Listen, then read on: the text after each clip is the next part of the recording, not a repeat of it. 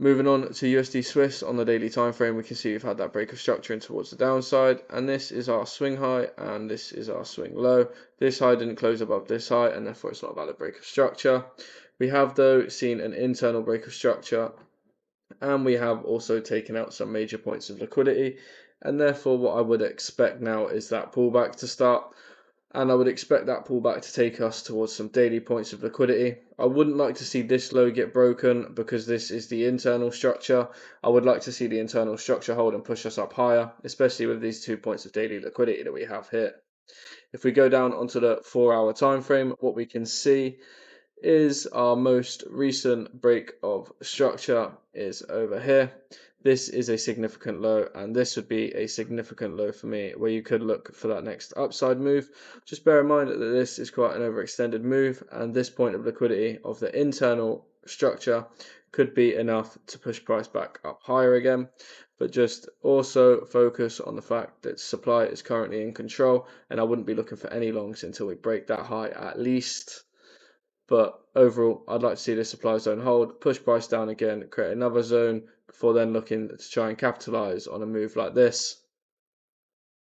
Moving on to USD yen, we can see on the 4-hour time frame that we are trading after this break of structure, and we are trading at 162.334 at the time of recording. I did see some news over the past couple of days in regards to the Bank of Japan.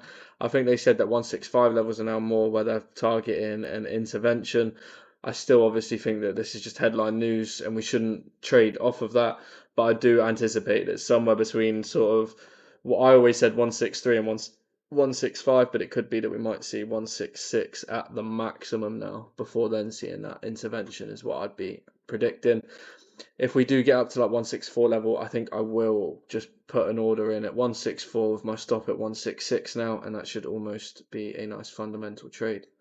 Moving on to USDCAD, we can see that on the daily time frame we've had that break of structure in towards the upside, and this is the current swing range that we're trading within.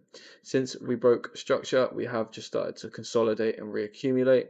You could see one more drive down lower to swipe out the liquidity, one drive higher before then seeing some more downside again.